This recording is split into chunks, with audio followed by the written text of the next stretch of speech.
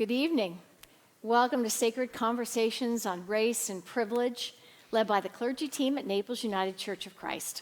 My name is Deb Kaiser-Cross, and I count it a joy to serve on this team with my colleagues and friends, the Reverend Dr. Dawson Taylor.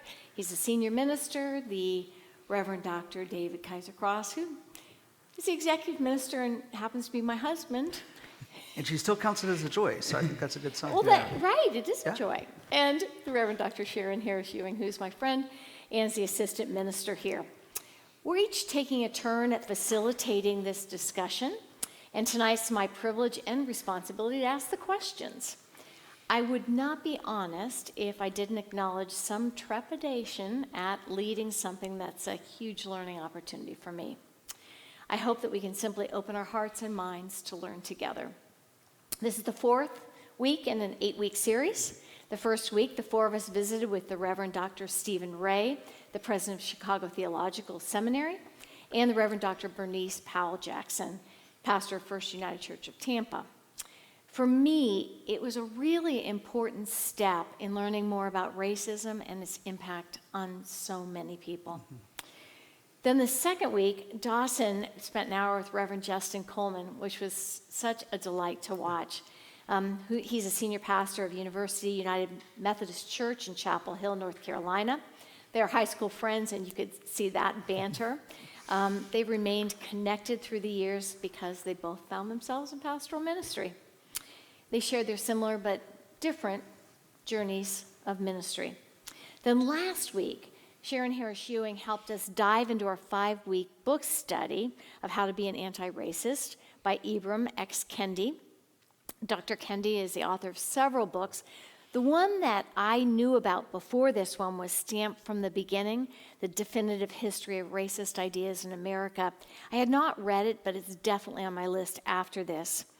Just this week, he became professor at Boston University, and he's the founding director of the Boston University Center for Anti-Racist Research. He has a rich history, which he shares in his writings, and we've been grateful to be able to read his research and his thoughts on this important topic for all of us today. Sharon helped us set the stage by focusing on some crucial definitions that are helping us on this journey. And if you haven't had the opportunity to listen to last week's session, it's available on our website, naplesucc.org. I think it will help you enter even more deeply into this week's conversation. Through engaging in this book study together, we're hoping to enter into respectful conversations about race and privilege. We enter this dialogue as learners together, as we share our own questions, struggles, and honest challenges in a safe environment. We definitely don't have the answers, but we are choosing to listen and learn along with you. I might mention as a sidebar that we finally were able to get about 100 copies of this book, and they'll be available at the church office. You can call or you can email info@naplesucc.org to get a copy of the book. Let's see. And so as we engage in this conversation together, we really want to learn and grow together. This week we're focusing on chapters 4 through 8, so we're going to dive right in. And each chapter begins with important definitions. I think definitions could be Kendi's middle name. Yeah. He loves definitions, but they also help us know where we're starting. So the first chapter is 4, which is biology. So I'll share with you the definitions of biological racist and anti-racist. So a biological racist is one who's expressing the idea that the races are meaningfully different in their biology and that these differences create a hierarchy of value. Now, a biological anti-racist is one who's expressing the idea that the races are meaningfully the same in their biology and there are no genetic racial differences. Okay, so on page 44, if you have your book in front of you, Kendi wrote, generalizing the behavior of racist white individuals to all white people is as perilous as generalizing the individual faults of people of color to entire races. When we see and remember a person's race and not the individual, this is racist categorizing. The stuffing of our experiences with individuals into color-marked racial closets. That was profound for me. So the question I have is, how does generalizing from individuals to groups get in the way of moving toward anti-racism for all of us?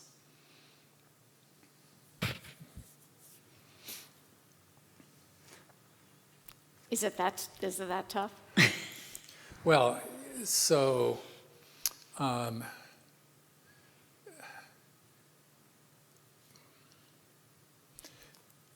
first of all, I want to say that one of the things I enjoy about each chapter in the book is the way that Kendi weaves his own story into the subject matter and brings forth specific examples from his classmates and his experiences on the bus and other things like that, which really lends an understanding, a deeper understanding to the concepts that we're talking about here. He also shows a vulnerability in his own life that as a human being, we're all subject to the influences of our cultures towards racism. So as I look at my own upbringing, my own life, and my own experiences, I think I mentioned maybe this last week, that in middle school tends to be the place where racism seems to be born, in my view. Children from kindergarten and elementary school, they just love everybody, it seems, or they pick on everybody. It doesn't matter, one of the two, just as everybody's equal victim. But as we get into the higher ages, the middle school and high school, when we actually experience incidents in our lives that are troubling or threatening or violent, which was one of my experiences in middle school, then our minds start to extrapolate and to say, well, if this happened to me here, maybe this is going to happen to me everywhere. So I think I come from at that point, I identify my racism as beginning in middle school and only beginning to be unlearned by my association with individuals.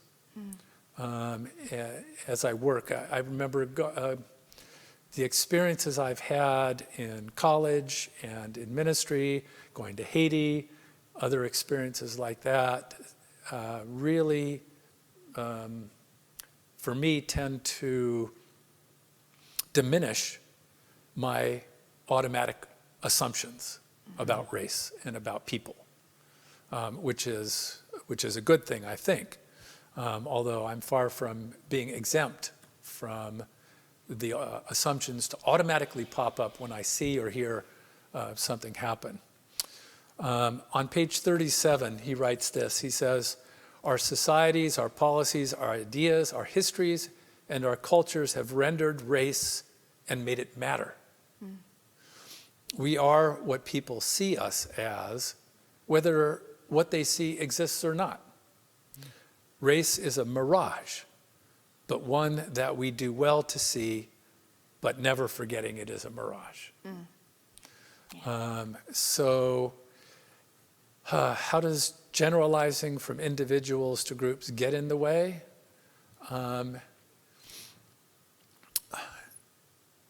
It gets in the way because we forget that people are people and individuals, they are not categories. Thank you. That's the best I can do with that question. And I think that it really is an important point that comes up over and over again in different ways. And this notion that we look at an individual black person who has done X and attribute that to the whole group, that blacks do X. And I think part of what's the most racist about that is we don't do that for whites. We don't say, well, this white person did that, so whites must, do Y. And I think, I don't know all of the reasons why that is, but for me, that's kind of the racism that confronts you head on, because it's just so easy. And maybe it's because we don't have as much interaction with individual blacks, and so we let one experience speak for the whole group. But I think he comes back to this over and over again in different ways, is we have to think about individuals. And I think we can analogize, not having been in the experience of having racist prejudice toward us, but we all have had the experience as women, as Christians. Well, I'm not that kind of Christian. I mean, the people who want to say, well, this Christian did X, so Christians must do that. And it's like, well, not me.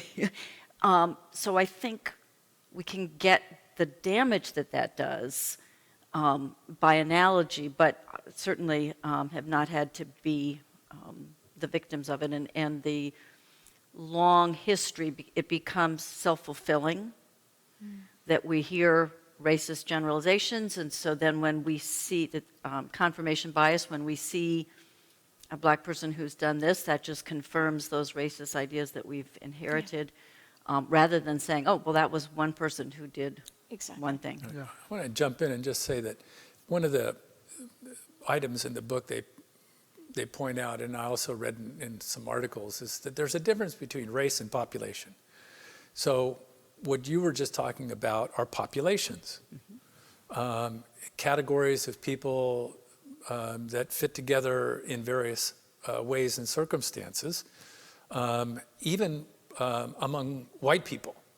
So we got Southerners, we got Northerners, we got the coast people versus the Midwest people, and we make assumptions about populations of people that way amongst white folks, and we also make it in terms of intercultural or other continental people, like we make assumptions about German folks or Chinese folks or whatever, based upon what the media feeds to us as what seems to be interesting or threatening at the time. And so, it seems to be a human nature that we clump people together and make assumptions. Yeah, and the term othering, where we make it about people who are other than us, because I think about when I came to Florida, close to 7 years ago, about East Coast and West Coast. And so when I use the term with friends from Texas or in other places, and I'll say, oh, well, my colleagues and friends, David and Deb, they're from the other coast. And people will say, oh, from California. I say, well, they grew up there, but they moved here from the other coast of Florida. But, in Florida, if you say that to a Floridian, they're from the other coast, people know instantaneously that, you moved here from Jupiter, and, But they make assumptions about it. Right, exactly, and that's a whole different thing. But, when we talk about the generalizations from individuals to groups, I couldn't help but think about in the gay community with marriage equality, because one of the things that they discovered scientifically was that the understanding and acceptance of marriage equality was completely transformed when people knew an individual gay person. But when they were making broad assumptions about the gay community, it was very different. And I want to say it was it was in the 3/4 percentile. Like 70 to 80% of people were in favor of marriage equality once they had a relationship and knew someone who is a member of the gay and lesbian community. And so I just think about and extrapolate that onto how we view race and populations and things like that, is that when we try to make it about, quote, those people versus my friend Justin or my colleague, it just becomes, I think it becomes an entirely different conversation. And I think we have to constantly push ourselves as individuals and push ourselves as a society and as a culture to stop othering. Yeah. each I other. agree. So go ahead. I was just going to say, yeah, because I loved that conversation between you and Justin, and I can imagine anybody saying, if you say, well, should Justin have equal opportunity, equal resources, and equal pay for Right. what he does as a minister? Of course, we would say, well, absolutely, Right. because we're seeing Justin as an individual. Right.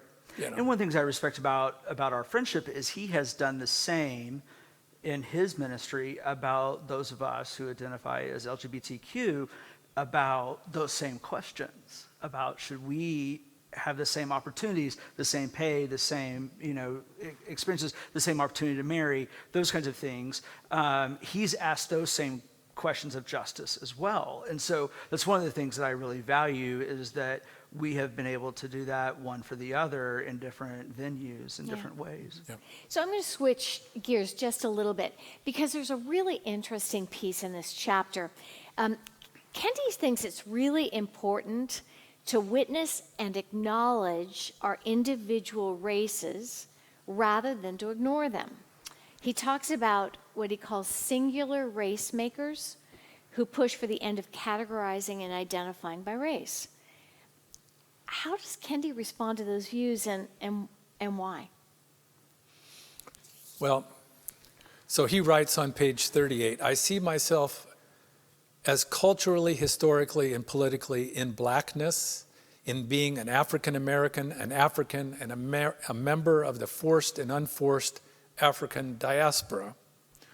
So he embraces that identity, and he says the gift is that it allows me to see myself clearly as an anti-racist, as a member of the interracial body striving to accept and equate and empower racial difference of all kinds. So he's just saying to me that embracing a racial identity empowers him to be an anti-racist, and not to ignore it or to push it under the rug or as if it didn't exist. So.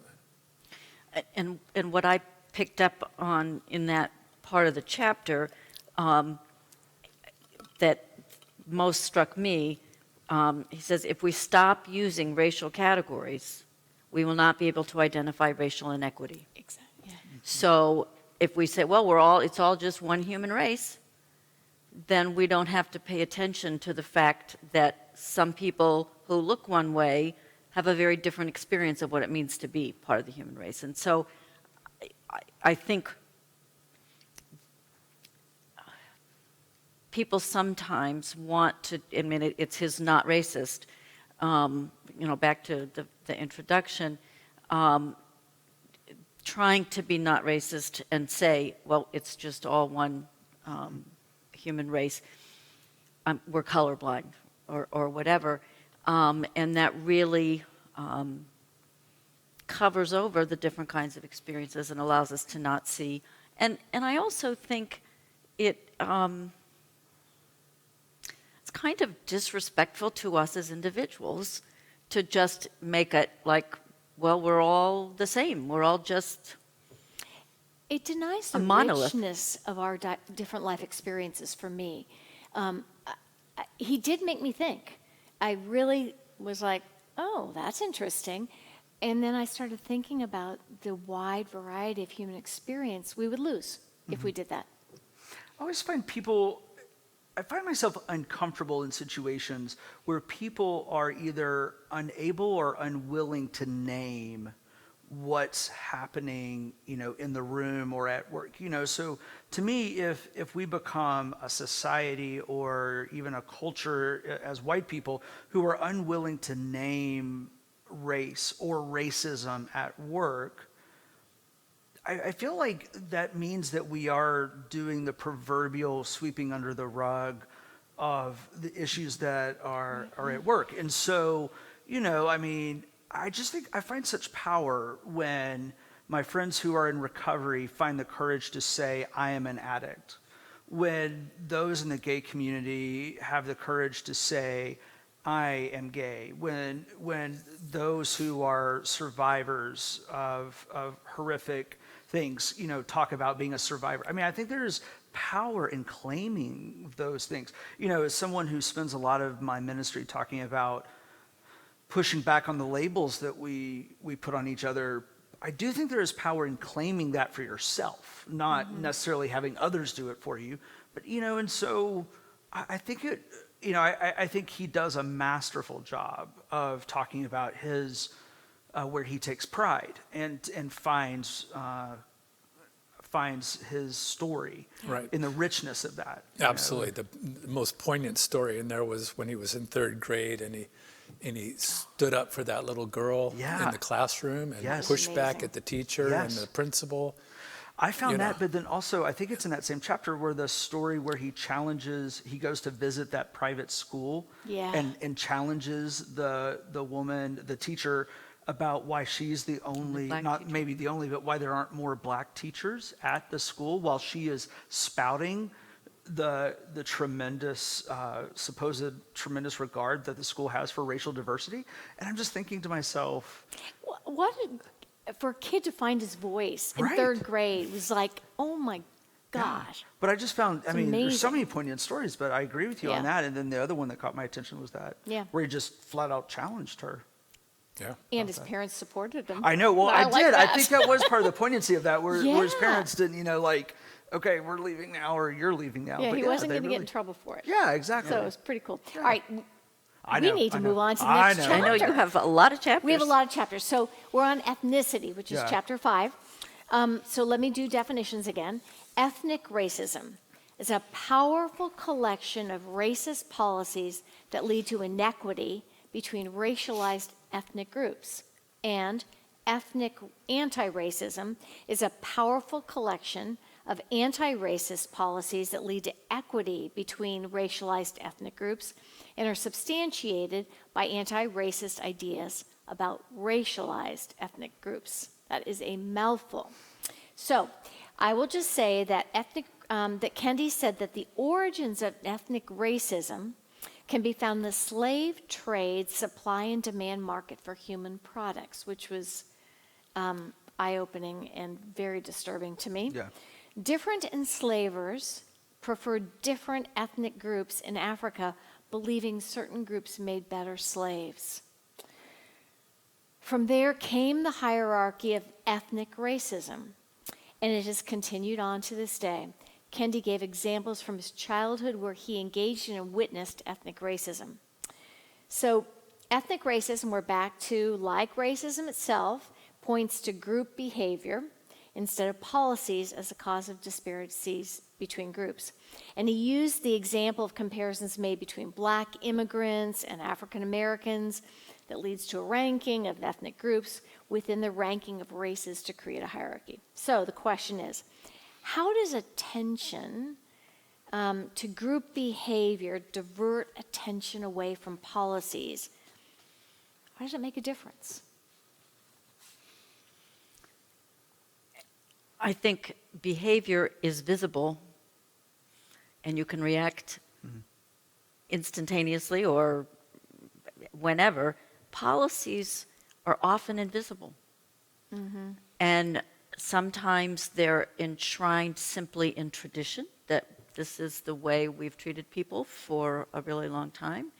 I think I agree with him every time he says that this is about policies and that policies and racist policies and racist ideas are the problem, not individual behavior.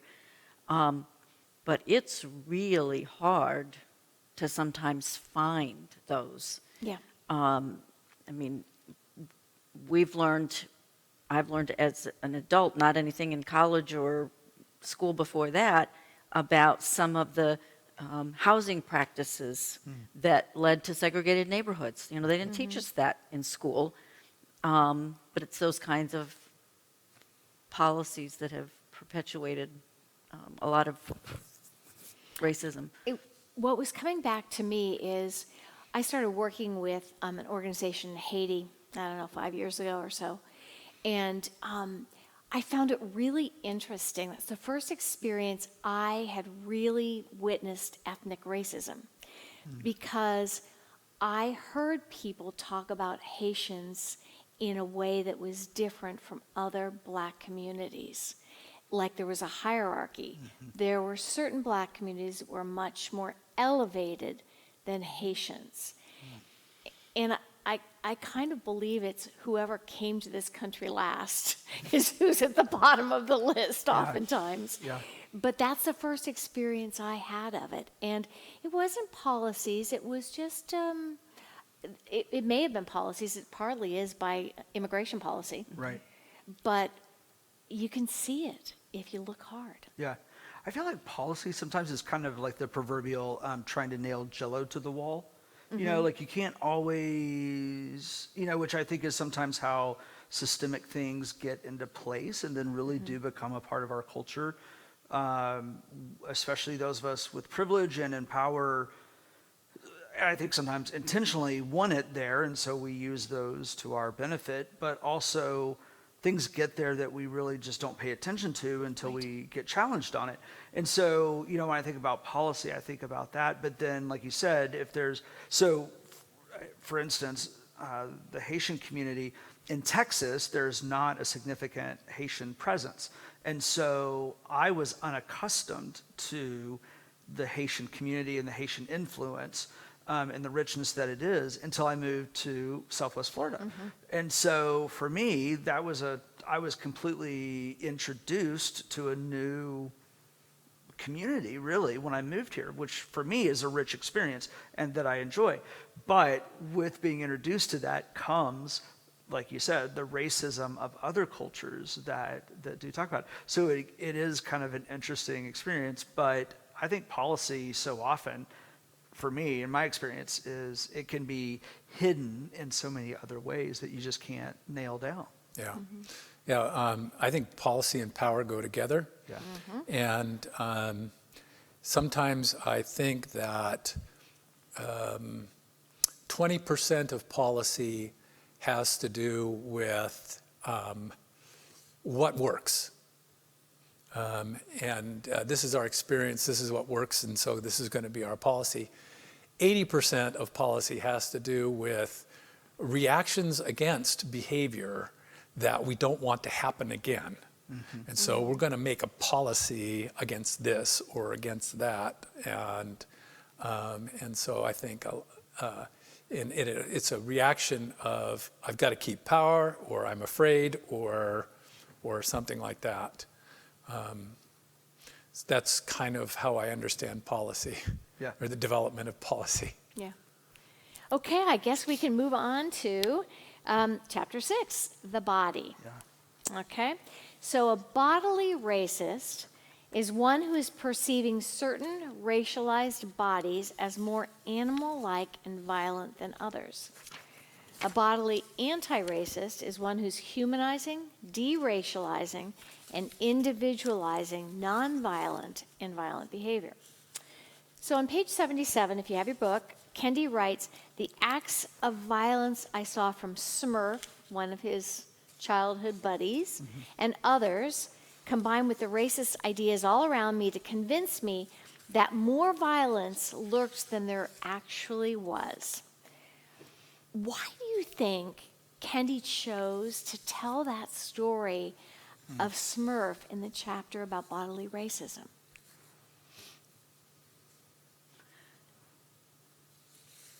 Well, I think there are a number of different aspects of it. One of the things that I thought was most revealing in his vulnerability in this chapter is talking about how it made him fear his own body. And I think to be able to say, I was so inculcated with this idea that the black body is dangerous, that it affected even my sense of myself. And I think, again, in some of the interactions with Smurf and others, part of what he reveals, again, being very vulnerable, is the guilt that he felt about, I didn't do anything. These things happened, I saw them, and I didn't do anything. And that's a little bit reassuring to somebody like me, that so I'm not the only one who didn't do something at some point when I should have. Yeah. And that he can say that about himself. That was the beauty of, that's for me the beauty of the book, is that he acknowledges his own journey throughout his life. I mean, we can go back to that first chapter, because when I first read his speech, Martin Luther King Jr.'s Day speech, Yeah. I was like, I had to really search for the racism in it. And then when he pointed out to me, I was like, oh my gosh. Yeah. And the vulnerability of his stories. Anyway, go ahead. No, I was just thinking about, there was a part of me as he was sharing those stories, reminding you that I'm listening to the book on Audible, and he reads the book. So to me, there is even an additional vulnerability there, because you can hear some of these stories. But as he's sharing these stories, there's almost a part of me, particularly these stories about Smart, there's almost a part of me that wishes he hadn't, because they are so, I guess, in your face, and they're so, I found them uncomfortable because I get so uncomfortable with violence. Like, I was raised in a home where you could almost, like, if you're watching a movie, when we were watching movies at family, you could almost have any sex scene, you could almost say any word you wanted, but if there was too much violence, like, we were escorted out of the theater by my mother, because we were just not going to be shown that kind of violence. So I think I just have naturally kind of pushed back against that kind of violence. And so as he's telling these stories, and he's such a vivid storyteller, Yeah. that I found myself transported. And, there's the stories about in the school bus, and I rode a school bus. And so, again, I'm just instantaneously transported. So I found the stories, I think there's a lot to learn in the stories, but I do think he intentionally tells them to startle people like me as well. I mean, I agree with everything you're saying, Sharon and Deb, but also I think to startle us in a good way, not for a shock factor, but to really startle and to get us to think, and frankly to talk about them. Yeah.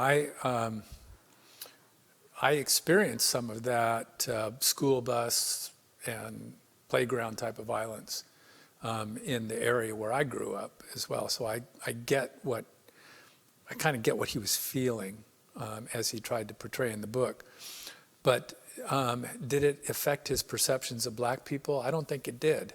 He says, I did not connect the whole of Southside Queens with violence, just as I did not connect all or even most of my black neighbors with violence. Certain people, certain blocks, certain neighborhoods I knew to avoid, not because they were black. Blackness was a constant. And so that experience on the bus and other situations was individualized and not generalized. So I'm going to ask a hard question, because this is one of those things that was brought up in the book. What messages about the black body are learned in the United States? And how do those messages show up in the media and in perceptions about communities of color? I think there's mixed messages. Okay. Frankly, because if you look at sports and entertainment and other avenues, we've got black leaders in many segments of society, in politics and judges and lawyers and others. So I would say that the black body is represented in many places of power in the United States, but it's media and subculture through which we make assumptions, racial assumptions, in which I unconsciously support policies and policing aimed at controlling our own fear of violence. So when I listen to people reacting to demonstrations in Louisville or Minneapolis or whatever like that, I hear them coming across with an expression of great fear and trepidation about violence and that kind of thing, rather against fear of particular race. That Let me ask this just as a kind of a sequitur to that, or not sequitur, but connecting to that is, but do you think that when people are pushing against that, those protests and that violence, though, that they are in some ways or in many ways pushing against that powerful image of the black body? Because I think about, the powerful athlete, like you said, all the images you use, I totally agree with you on, the powerful athlete, the powerful judge, the powerful lawyer. I mean, I'm listening to a nonfiction book alongside this one that portrays, it's a mystery, a legal thriller, that the attorney that's kind of the hero is a large former college athlete who is black in the South. And, and so it is interesting to kind of the juxtaposition of the two, listening to him. But one is much lighter read than the other, I will just have you know. And so, because I was thinking about the power of the black body, particularly like the athletic and even some of the things in movies and things like that, because I think we are taught as white people to be afraid of that. Yeah, but I want to also point out that as I watch the clips of these incidents in the news, I haven't done a lot of that, but I have seen some. There are white folks and black folks involved in these protests, Right. So it's not a singular group. No, that's a good point. And because- also that a lot of the looting and that kind of thing has been done by anarchists of various groups, not just one particular group. And So- one of the things that the images, though, I've been really playing with. So remember the image of it was a bunch of angry white men in the Michigan Capitol with guns, and they were allowed to walk in with guns. And then the demonstrations with a lot of black folk who experienced a lot more violence when they were protesting than white folks with guns. That felt racist to me. That feels very disturbing. Well, Yeah. and the other thing, if you think about, so this just came to my mind, if you think about images and things like that, so we've had, and I can't remember the parent corporation, but like the Aunt Jemima, they're discontinuing that line, and it feels like there was another one that's... Uncle Ben's Rice, correct? That's being, and so I think about some of those like cartoonish, if you will, figures. Although they do, I mean, I know Aunt Jemima, they have traced back to like where that figure, came from, which actually has roots in slavery. But, I think about some of those aspects as well. I mean, we talk about the powerful figure, but also some of those kind of cartoonish figures, because I also think about, was it Netflix or Apple that took Gone with the Wind off? Yeah. But then they actually reintroduced it with an educational piece because they had so much pushback. But that's part of it, the mammy figure that gets portrayed in media, in literature, things like that. Yeah. Well, and I think he talks about part of the racist ideas that's part of this is that we have as a culture allowed ourselves to hold on to stereotypes about the strength.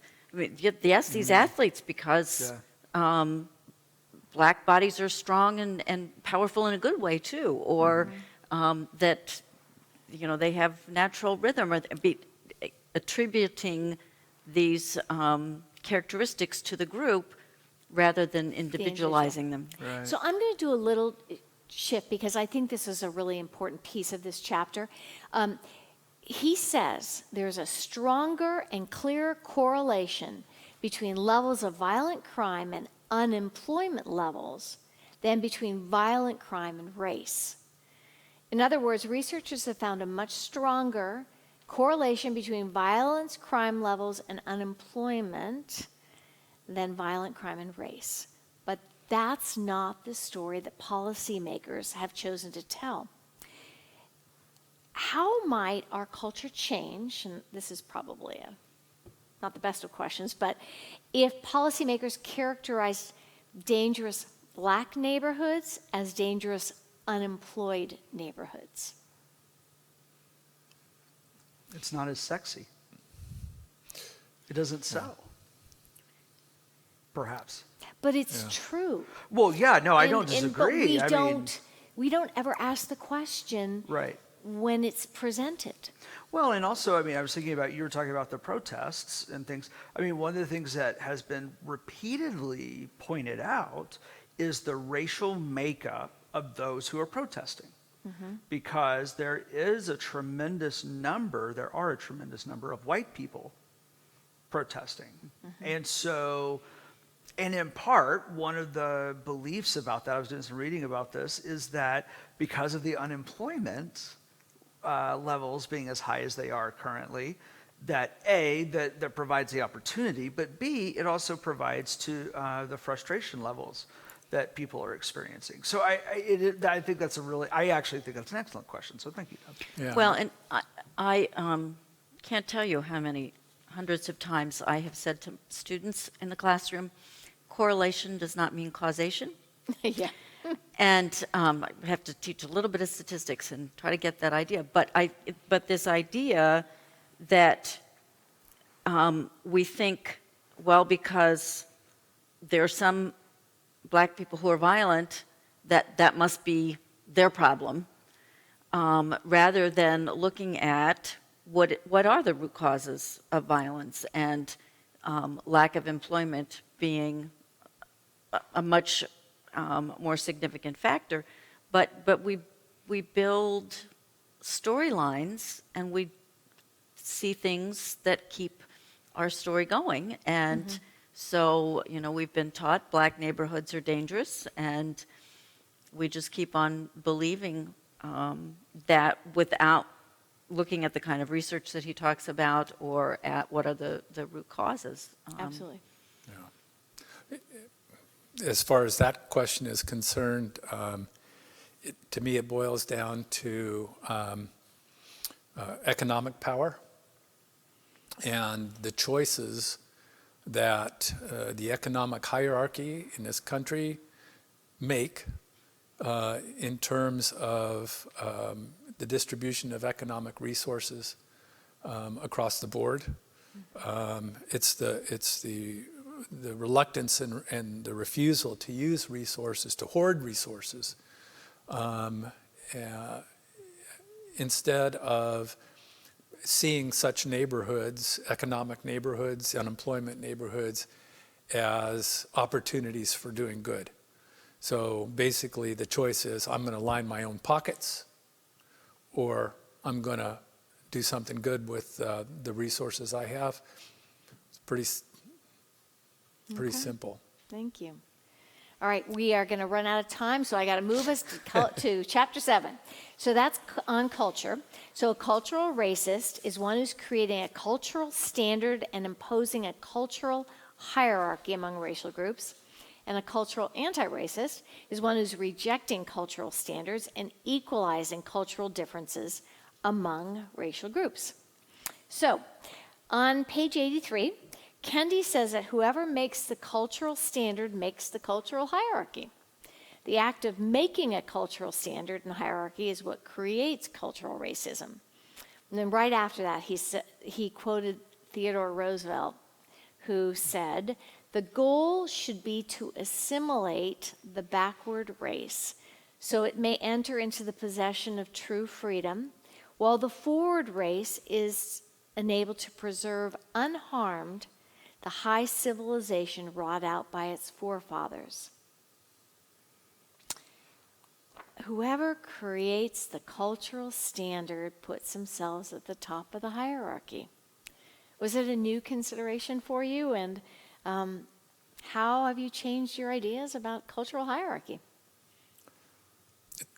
To me, it's not a new idea. I look back at Egypt, I look at Mesopotamia, I look at ancient China, I look at all ancient cultures have that quality to it, in which the higher civilization, which happens to be the civilization that has the most power or resources at the time, puts themselves at the top of the hierarchy. So I don't see that as something new. I see that as something ongoing.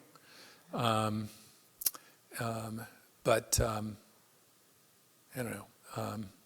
One of the new awarenesses of me from this chapter was about cultural standards, or that kind of thing. And so in our culture, we have certain standards with regards to power, economics, employment, and that kind of thing, and expectations about how people should look and how people should dress and what they should drive and how they should behave and what they should live, how they should live. And at the same time, I think about my personal reaction when I see somebody walking along the street with their pants around their hips and their arms and face and neck covered with tattoos and chains and all kinds of that kind of stuff. And immediately I get this, kind of a negative emotional reaction. And as I read this chapter, what he said was very important to me. And that is that these kinds of things are not statements of aggression or misbehavior or arrogance. It is a statement of both individual pride and personal distress. Now I get it, because it's not a message to me that these are people that don't care. These are people that are saying, I don't buy into those cultural standards because they are painful. And I cannot live up to those standards, according to what you said. And don't want to. And don't want to, right. And so that really helped me. That helps me to understand things better. Yeah, it was powerful. His stories about the avenue, that was this chapter. Whew. Yeah. And I think he somewhere in there talks about seeing cultural differences as just differences, not more, not less. And I don't know what it is about the human mind, but I think the reason some people put themselves at the top of the hierarchy is the same reason we have a really hard time just saying two things are different. Doesn't mean one's better and one's worse. They're just different. And we so quickly want to jump to, well, one must be better than the other. And so the cultural standard that says, well, our way is the better way, and the others, whatever it is not as good. And I think until we can check that tendency, how we just say, yeah, your way is different than mine, and that's okay. Yeah. I think people in power will always find ways to stay in power. And there's a sociological phenomenon about oppressed people becoming oppressors. So when you've been oppressed and you find a way to be free of that or to become in power, what often happens is you become oppressors yourselves as a class. And so, again, referencing what I have studied and what I know well, and that is in the gay and lesbian community, that's one of the things that we often try to address, those of us who work for change, and that is having come from a history of oppression, particularly since Stonewall, does not mean now that we are experiencing this level of freedom to not become oppressors. And so I think that is part of the greater sociological and cultural dialogue, is to say, for those who have been oppressed to not become oppressors, but for those of us who have been in power to not try to keep power for the sake of remaining oppressors. Because the demographics for our country are clear, that those of us who are white will not remain in power simply by our sheer numbers. We will hold on in all the ways that we know how, because that's how systems work. And so trying to create more just systems and trying to help, I think that's the great tension that occurs in South Africa and the Truth and Reconciliation and commissions and things like that. It's just, it's very complex, sociological and spiritual work that is taking place. But, when oppressors become oppressed, or when those who have been oppressors try to hold on to that power.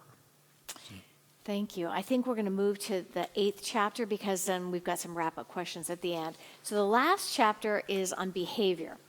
A behavioral racist is one who's making individuals responsible for the perceived behavior of racial groups and making racial groups responsible for the behavior of individuals.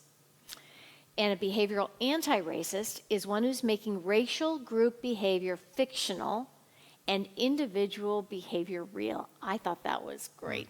So on page 93, Kendi wrote, one of racism's harms is the way it falls on the unexceptional black person who is asked to be extraordinary just to survive. And even worse, the black screw-up who faces the abyss after one error, while the white screw-up is handed second chances and empathy. One of the fundamental values of racism to white people is that it makes success attainable for even unexceptional whites, while success, even moderate success, is usually reserved for extraordinary black people. I know it's a really difficult but important thing for those of us to hear who have privilege.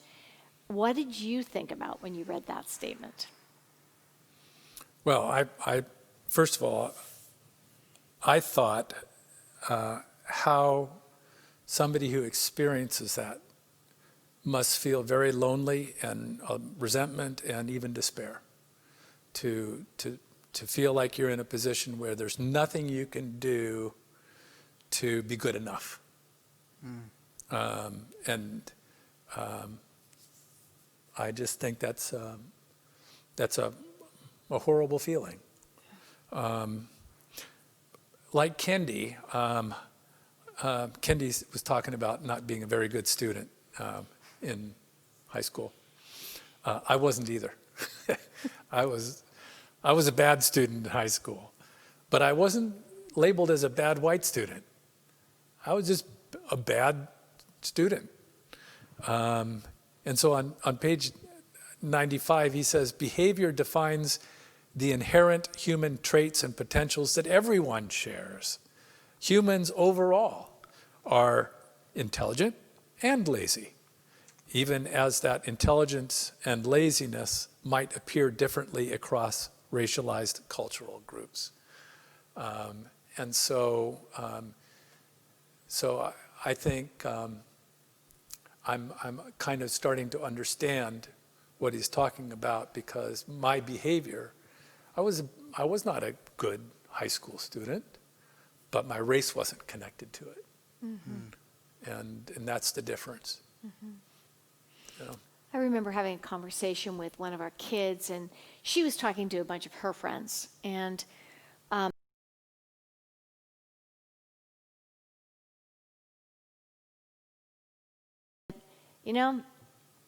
got to go to whatever court it is, the regular court that kids adjudicate. But I know my black friend went to juvenile hall for the same thing. And I was just struck by that. That is so, and that kid said, it's only because I was white.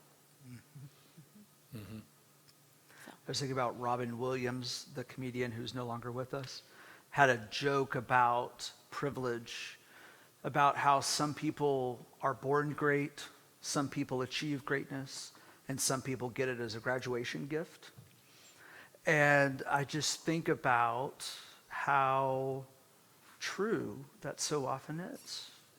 Be it education, be it money, be it a family name, whatever it is, that is so often, I think, the way those of us with privilege, particularly those of us who are white, that's how it goes. Yeah. And it's never talked about that, well, he's a white person, that's how he got that. It's about, this perceived achievement that's perhaps not always deserved. Sometimes it is. I don't want to take away from that, but it's not always. Different thoughts came to my mind. There is a sense in which I think there can be an analogy to women, that for women who went into what had been male careers, there was a sense of you had to be better than every man to get anywhere. Right. And that same sense of Yeah. you have to be exceptional. I also was thinking, it brought back some comments that Stephen Ray made our first week when he talked about somebody's sort of accusing him of being proud of his achievement. The implication there being he must not have earned it. It must have been given to him. And I think that's the other, Ken doesn't really talk about that, but that sense of you must not have made your way up there. Somebody, did it for you or helped you, or some policy helped you or something. And I thought, that's another kind of racist response that just breaks my heart, because when you are the exceptional person and then somebody thinks, well, you must not really have been exceptional. Somebody must have done something for you to get you there. It just, it's we are painful stuff. getting to the end of our time, and I'm the timekeeper. So I have one last concluding question for all of us. I was just trying to think about the takeaways from these chapters. So how do you think we can begin separating racial identity from behavior? And what are some of the things you have found helpful in that journey? Say the first part again. How can we begin practicing separating racial identity from behavior? And what are some things you have found to be helpful in the journey? And related to that, how does our faith help us? Right. Yeah. Well, for me, I think it means taking advantage of every opportunity to make friends with all kinds of people. And like you were saying, with regards to the gay community, Right. Once you know somebody, it's very difficult to categorize Right. whole groups of people. And so the generalizations and the assumptions tend to get less important than one's experience with individual people. So, I think just being able to do that is at least for me part of the answer. I know for me, as my faith as a Christian comes from the fact that I was not rejected by God for my skin or my behavior or my culture.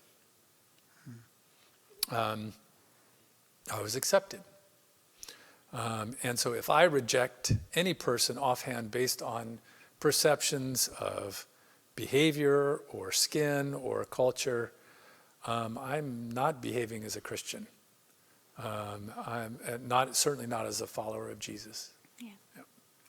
I was thinking about, as you all know, I like to watch comedians. And so, again, thinking about a comedian's response to talking about race and saying about white people, if you don't have a black friend, you're the problem.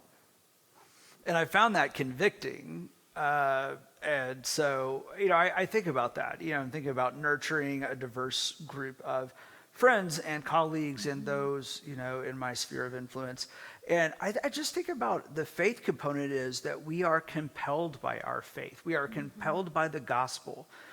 When Jesus is found in the Gospels, he is found with those at the margins. Absolutely. And there's no one more at the margins in this time and place in our nation than those who identify as ethnic minority, as black, brown, for a variety of reasons. If you go to Immokalee, it's different reasons than those in Minneapolis tonight, but they are at the margins.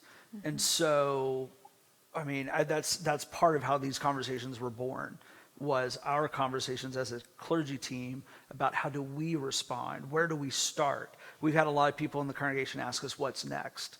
And what we keep saying is we're not sure, but we know there's something that's next. But we knew that we had to start the conversation, Absolutely. that we were compelled by the gospel. And certainly in terms of faith, I would echo everything that has been said about we are compelled to accept all people and love all people because God does. I think, and the individual relationships matter. The question for me in terms of the church is, how do we nurture those kinds of relationships? And how do we, with integrity, try to become more aware of the life of blacks in Southwest Florida and how we can be together in some new ways. I don't have an answer, but I think that's the question for the church. Well, we have hit the end of our time. I want to thank all of you for listening and paying attention to these questions. And because we're a people of faith, I want to do what Sharon did last week and end with a word of prayer. So let's pray. Gracious God, grant us the wisdom and the courage to open our eyes, to choose awareness, that we might act in more justly and more compassionately in the ways of Jesus. Amen. Amen. And have a great week. Before we sign off, Yes. I know you're going to be taking a little time away as you I am. spend time with your mom as I am. she's entering this time in her life. And we want you to know that you will be missed and that our prayers and our love go with you and surround your mom and your family tonight and in the coming Thank days. you. And I will follow this along with all of you and have my thoughts as I'm watching it on Zoom or on Facebook Live. Well, you will be Thanks. missed, but of course, safe travels, and we'll look forward Thank to having you. you back. Thank you.